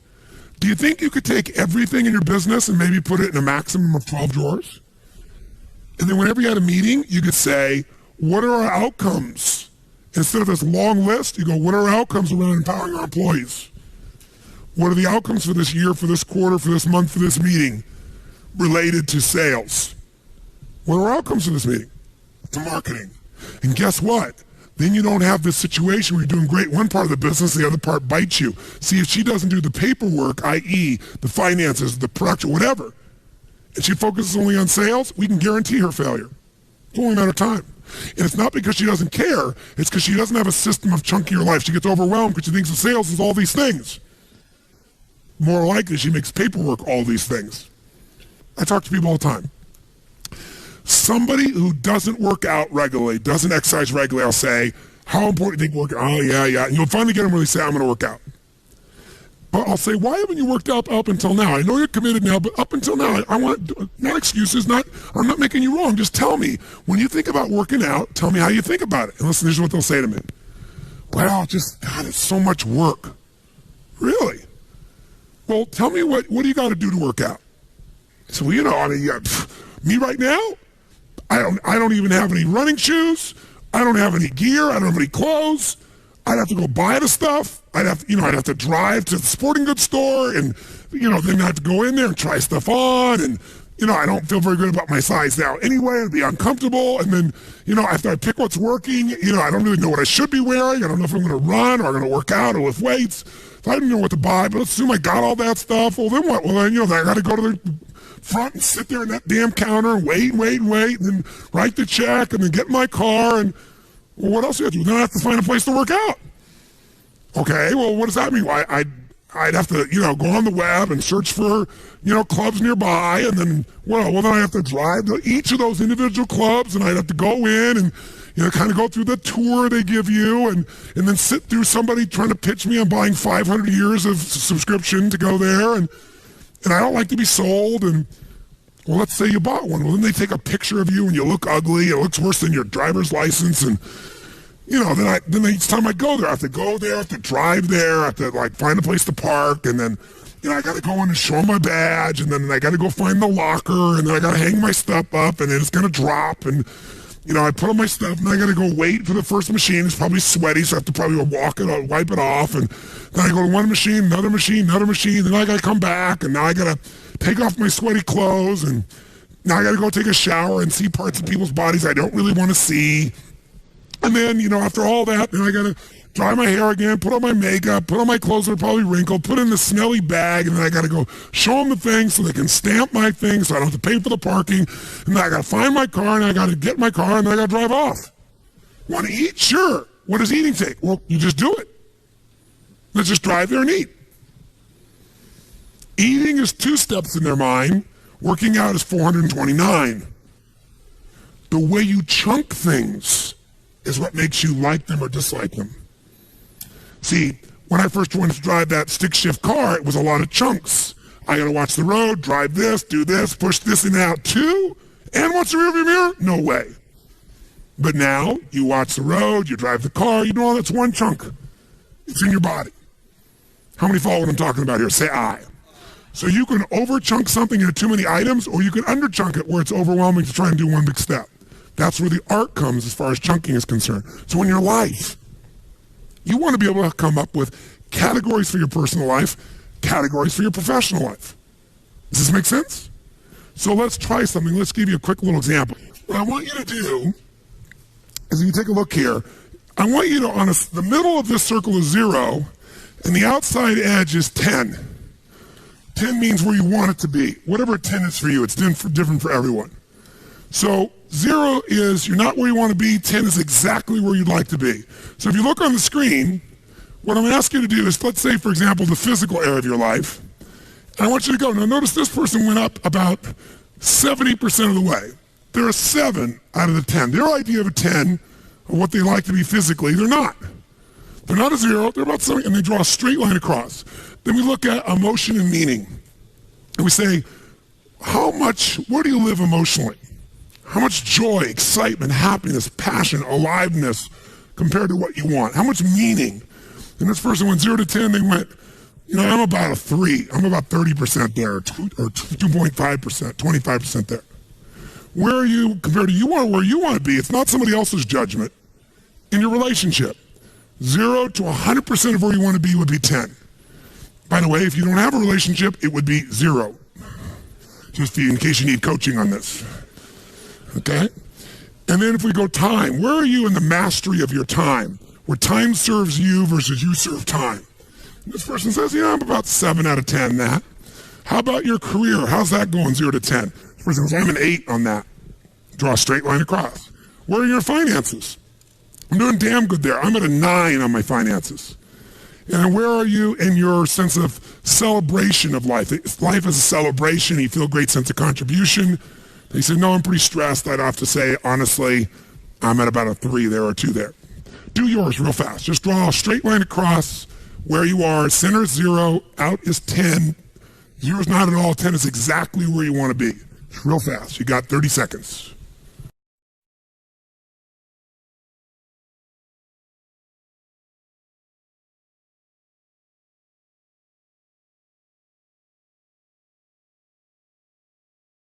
Great. So look at your design that's in front of you right now and just ask yourself this question. If this was the wheel on the car called your life, how would your car run?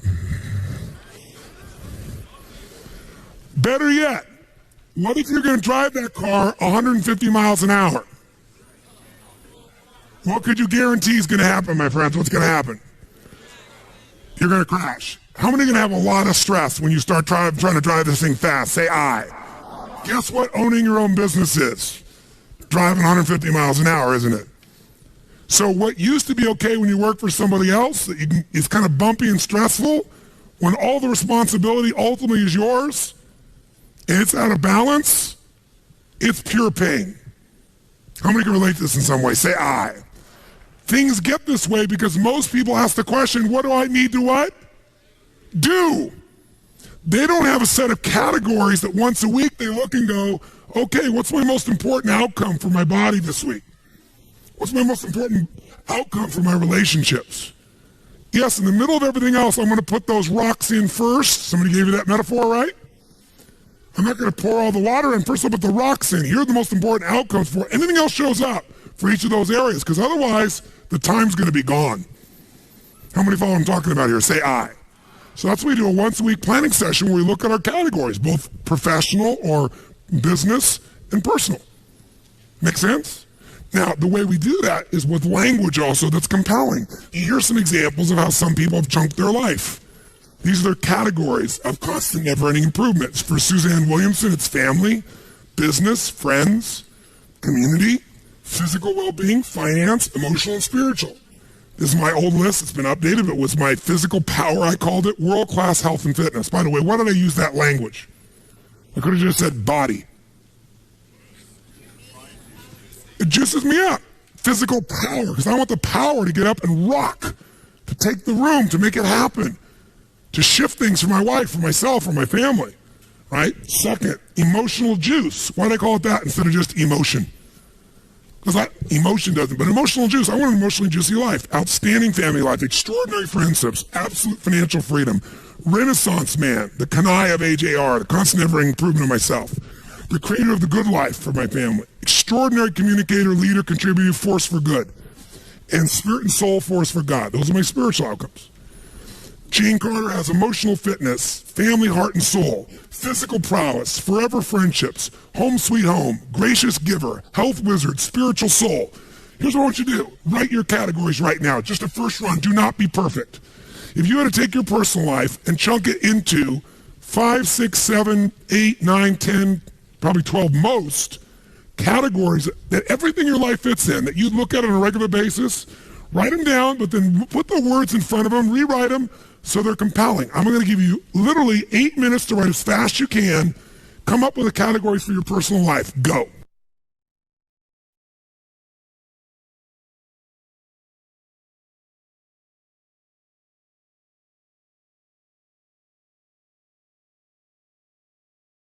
How many think it would be valuable once a week or at least once every 10 days, 3 times a month, sit down and lay out a plan for that week or 10 days where you put the big rocks in first, looking at these categories, making sure you didn't miss the stuff that matters most to you. How many would agree with this? Say aye. Would you have to write down every action item, yes or no? What would you write? Your most important outcomes and why. Make sense? Now, so quickly, let's take it a step further.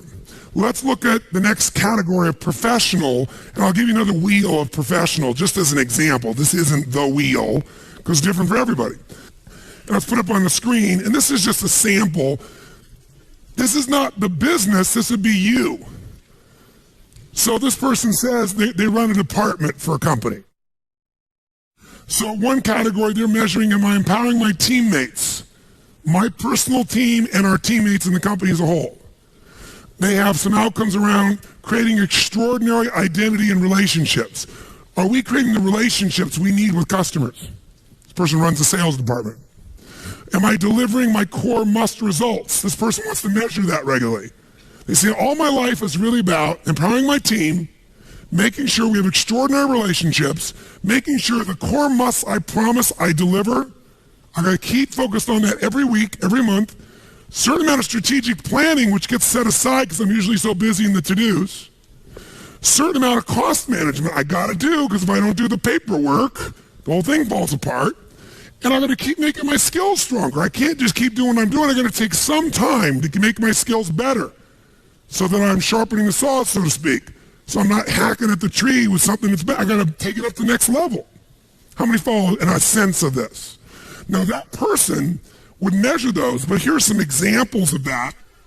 So I mentioned to you, I have 4 kids, but I mentioned my daughter Jolie, so I'll use her as the example. And she, was in a situation where she became an actor. Now as an actor, think about this. What do actors focus on? Quick, first gut. Somebody says getting a job. Okay. If you're focused on getting a job all the time and you're not making your skills stronger, you might not get that job. How many follow this? Say aye. Some people focus on just training themselves. Lots of actors always going to actor classes, but they don't go out and focus much on getting a job. They wait for someone to call them with an opportunity. How many follow the challenge? Some of those people, how do they get jobs? If they're a decent actor, they've got a what? An agent and or a manager, and sometimes both. And without focus by that manager or agent, are they usually going to succeed? Yes or no? No. What if they get a job? Where does all their focus go? On doing that job well. So if I'm in the middle job, I'm doing the job well, and I'm not anticipating how to make my skills better, I'm not managing my manager or agent, I'm not looking for new opportunities, and the acting skills, no matter how good you are, do jobs disappear quickly, yes or no? Eventually, do they all disappear, yes or no? We can keep our businesses forever if we're successful. That's not true of a job. That's not true of an acting job. I don't care how successful, 10 years, 12 years, 14 years, it's going to change. So my daughter Jolie was always stressed out because things were always dropping out. So I said, honey, she goes, it's just so impossible. I can't do everything. I can't manage my career and go out and get voice lessons and dance lessons and then, go out on calls. And I'm just listening and I'm in my head making a write down, capturing a list. And she's telling me a million items, but as she's listening, I'm saying, there's only 5 things she really has to focus on. And these are the 5. She needs to maximize her current what?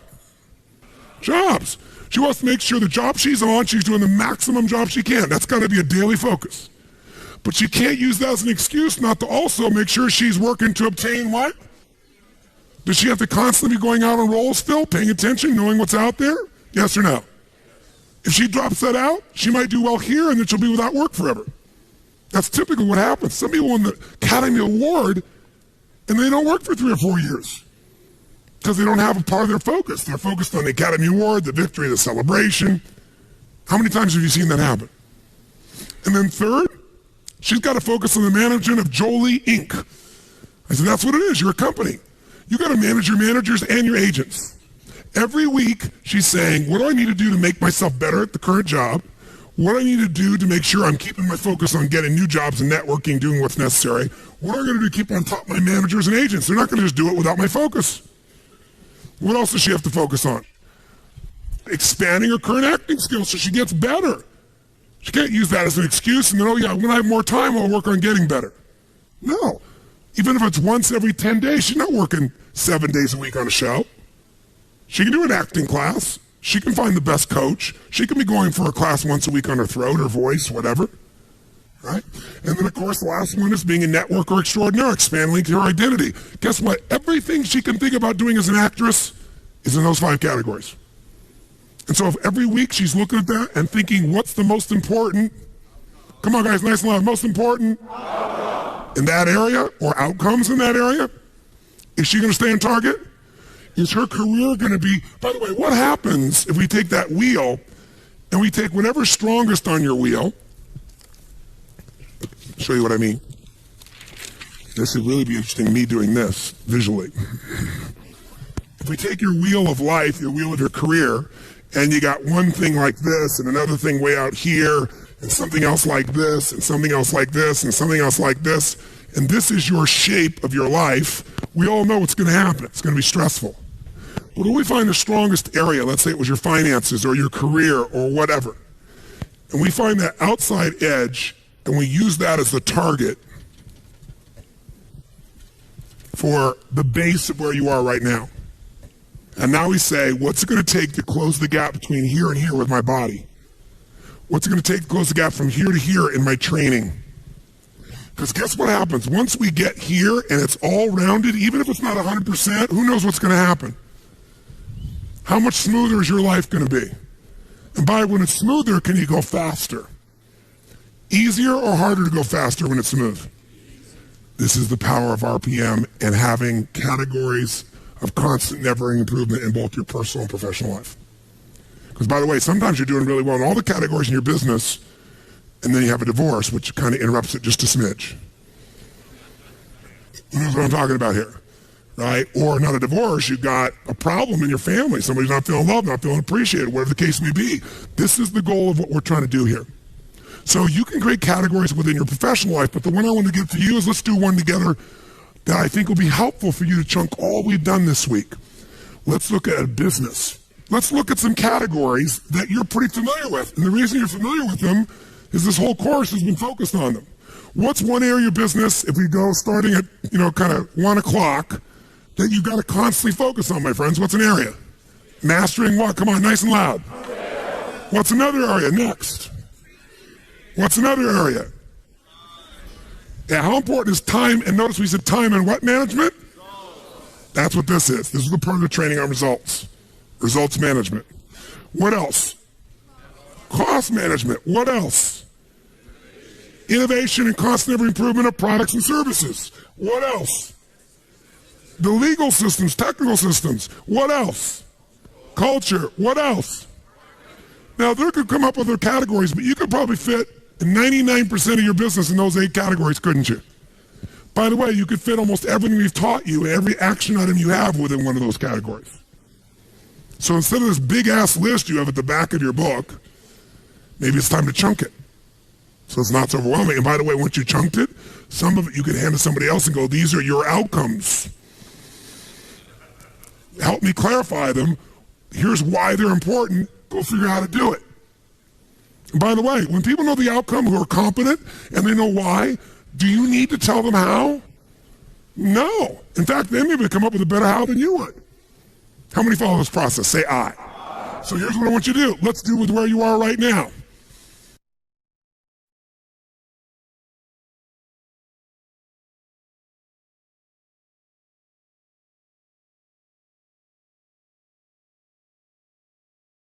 Every business I own, how am I able to walk in and have 12 companies?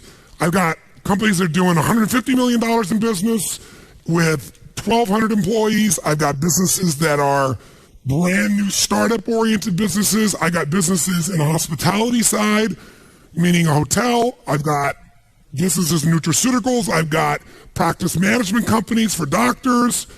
I got this educational business that I'm a part of. They're all radically different businesses, but guess what? When someone's going to talk to me about it, I can take everything they're saying and put it in one of these 12 drawers. So every business has it. So here's Namali. Namali is my resort in Fiji. It's the #1 resort and spa in the country. 525 acres, 3 miles of ocean frontage. And I got everybody from, you name it, Anthony Hopkins, Quincy Jones, you name the celebrity artist, musician. We're the top place in the country to go, right? Built the thing from scratch.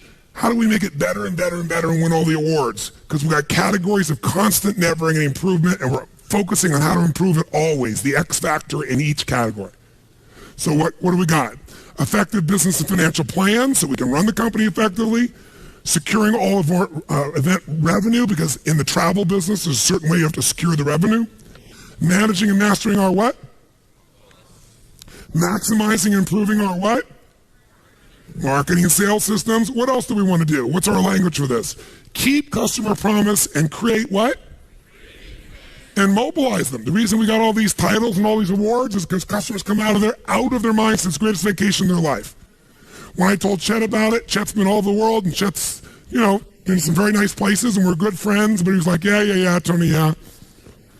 And then he emails me and calls me, this is the most incredible experience. And he's crying at the end. I've never cried leaving a hotel before, like I didn't want to leave.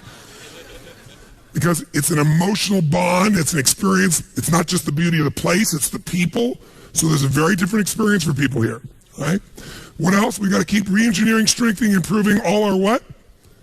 Technical communication, customer databases. We have to have world-class organization of what kind of employees? And who else? That's right. We constantly got to improve and present the finest what? Now, most of the rest of these might fit in your business. Unless you're in the restaurant business, you probably don't have food on the list, but we have to because it's part of our business.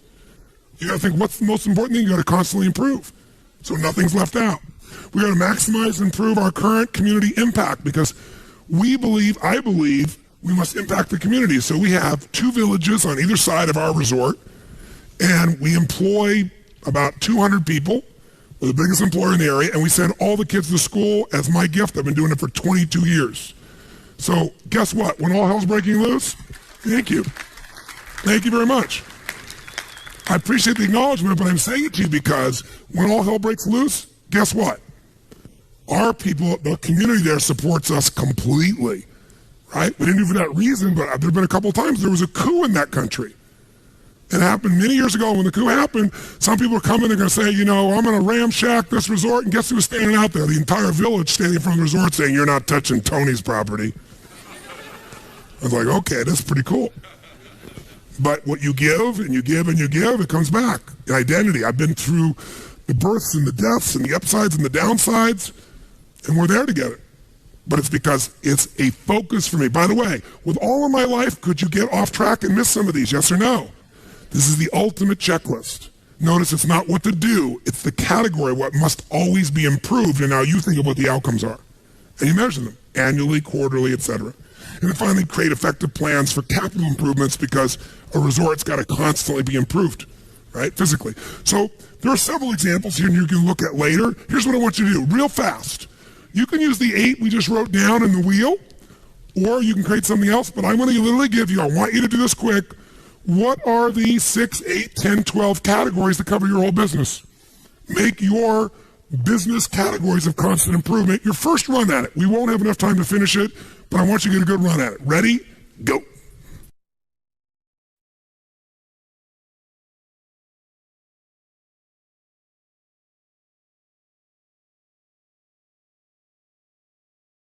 How many got a decent outline already of the categories of your business? Let me see your hands. Fantastic. How many have added some language that makes it a bit more compelling for you? Great. That's what you'll finish. Ideally, here's what I would do before I got home, when I'm on the plane, whatever. I'd upgrade my personal list, and I'd set some goals in each category. Just a few things. Simple things. I have my categories for my business or my profession. I do the same thing. Sometimes the outcome you want takes a long time. It's not 1 week, 2 weeks, it's a project. So a woman comes to me and she's stressed out of her mind. Her name's Nisi, and she's got her wedding coming up. Now, have you ever seen a bride who doesn't have a wedding planner, or even one that does? They're very often very stressed. So she comes to me and goes, I'm so stressed out about my wedding, and the reason is, I'm doing all these things and really want to conserve the money, so I've got a wedding planner, but I can't use them in a limited way. I said, I understand. She goes, but also, it's my husband-to-be's 50th birthday coming up, and I want to do a surprise birthday party. So while she's trying to plan her wedding, she's also trying to plan a surprise 50th birthday party. Now, how many action items do you think could show up when you start making a to-do list on those two things? In the middle of all your life, and she wants it to be absolutely what? And by the way, perfect will make you really stressed out on top of it. And all the language she's using, I'm so stressed out, I'm freaked out, I'm stressed out, I'm freaked out, I don't know what to do, I don't know what to do. Keep saying that over and over again. I said, first, let's watch the language. Not the F word, I'm happy with that. I just mean the words that you use are putting you in a lousy state. If it puts you in a good state, I'm fine with it. Some people use words that other people will be upset about, they excite you. Let's take a look at this. Let's first step to getting a plan is called capture. Take all the stuff in your head and write it down. It's really like making a to-do list. That's still the first step. Get it all out of your head and keep it in one place, not 20 places. Like many of you have written on notepads over here and a book over there and a thing over there, and you're going to try and figure out where the hell to find this shit later on. Okay? You need one place, whether it's in your iPhone or whether it's on your computer or whether it's going to be, on a paper version of something, one place, right? A planner or something. But in her case, here's what we did. We created a capture list. We split it in two things, keep it simple. Things she's got to communicate versus results, actions, or projects she's got to get done. And so this is what we came up with real quick. She's got to call KP to put out signs. She's got to call and confirm a band. This is what she starts telling me. I start writing it down. I need to take care of the parking situation. I got to rent 2 vans. I got to have a Friday breakfast. I got to have a Saturday breakfast. I got to have a Saturday lunch for everybody. I got to order the direction signs. I got to order the meat trays and pick up at Sam's. I got to pick up the donuts on Friday and Saturday. Oh my God, I got the plates and the silverware and the cake tables I also got to get. Oh, I got to get the caterer for Saturday and Sunday. Oh my God, I got to call and get an MC for Gary's party on Friday night. Oh yeah, and I got to order the mic and the podium for the party in the hotel. How many are starting to feel stressed already for her? By the way, it kept on going and going and going. And so by the time you're done with your capture list, it'll be like taking this 5 days and turning to the back of your book and reading that long list. You go, no, I hate Tony Robbins. I hate Chet. I hate them all. There's so much here. I'm going home to all this other work. Unless you chunk it, right? Unless you're clear. So what we do is begin to chunk it. And when you have a project, it's not just this week, something that's long lasting. You got to come up with an ultimate what? What's your ultimate what? Come on, guys, your ultimate what? That's right. What's the ultimate outcome? What's the ultimate result? And so we came up with it with her. We said, what are you really after? Stop telling me all things you got to do for your wedding. Tell me what you want. We get so caught up in the doing, we forget what we want. Same thing with your business. So caught up in the doing your business, forget what you got in business for. So she says, well, we finally I want to create the wedding of a lifetime. That's an incredible experience for Gary and for me and totally fun for all of our guests. That's different than I got to put on a wedding and a party perfectly. What do I want to do? Create a wedding of the lifetime that's an incredible experience for Gary and me and fun for our guests. Why? Second question, why? She says, it'll be a remarkable beginning for an awesome marriage. I want to express my love to Gary in ways he'll never forget in both the wedding and in the party. I want my family and friends to have so much fun. Now she remembers why she's picking up those signs or getting someone else to. Now we say, let's not write all the to-dos. This is a big project. Tell me just the key results. The big results that have to happen for you to have the most incredible wedding possible. She said, well, I've got to handle enough events in advance that I'm assured the weekend will be a success, and that'll make me relax during the wedding and even coming up to it. If I can handle enough of the most important events in advance. What else? I got to have a pleasurable Friday and Saturday evening enjoying my guests while the details are being taken care of by other people. She got that. Now that she knew her outcome, she knew how to get there. What else? I need to set up a fun day of shopping with Kim and Kay, her best friends, so we can spend time with them while we're shopping for the wedding things. So instead of feeling I'm stressed and not spending time with my girlfriends during the wedding because there's so much, Let's have them take shopping with me. Let's do it together. And what else? I need to create a fabulous surprise 50th birthday party for Gary on Friday night during the rehearsal.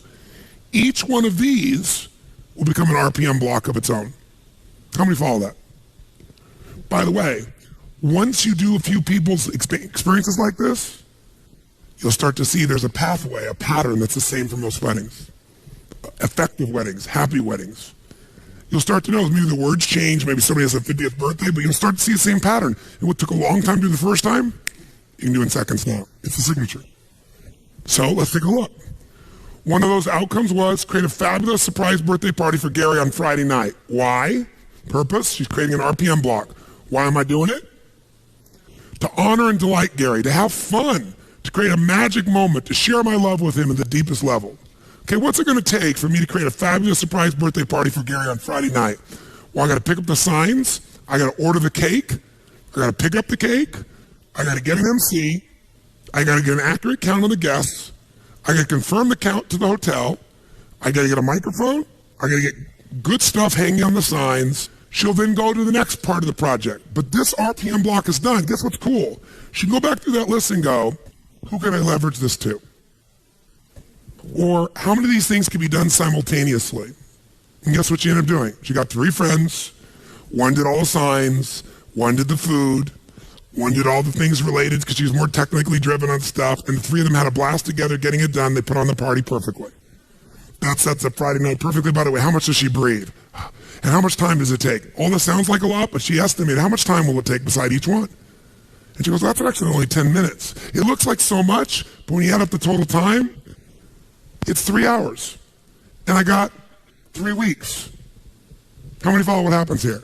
In our head, we make it so much what? Bigger. And by the way, time will fill, activity will fill whatever time you give it. So when she locked it down, it's like, okay, that's handled. What's the next block? And all of a sudden, guess what her wedding became? 6 RPM blocks.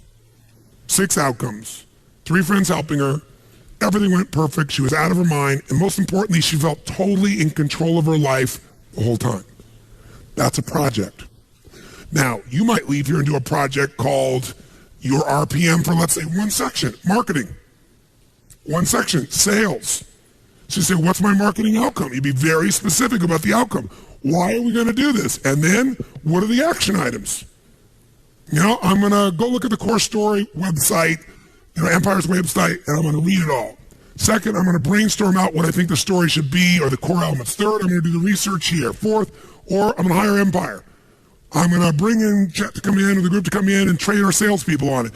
Whatever you're going to do, that's the part of it. What else am I going to do in marketing? I am going to go take a look at our advertising and take the 17 items checklist of how top advertising and make sure that's what we're doing. What else? And you make your list. How many follow this? By the way, it'll take initially some time, but when it's done, you'll have a master plan for transforming your whole business.